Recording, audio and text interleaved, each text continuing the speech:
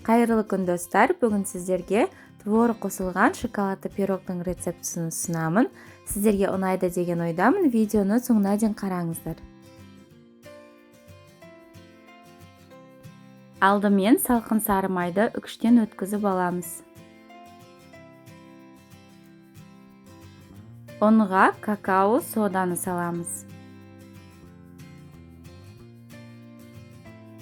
Сары майға құрғақ ингредиенттерді електен өткізіп қосамыз. Онан соң қант пен шым-шым тұз салып, қолымызбен араластырамыз.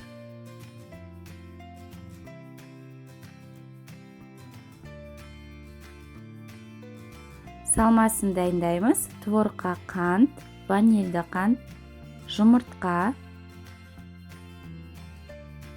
қаймақ, крахмалды салып, блендермен араластырып аламыз.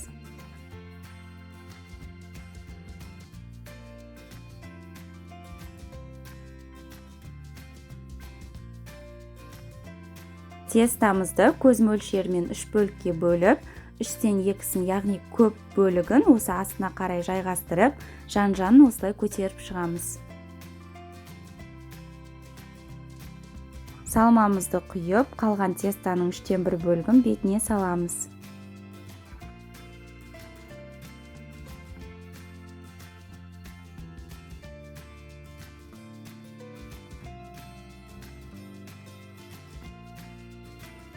Жан-жанын осылай тегістеп, 180 градуста 40-45 минут пісіреміз.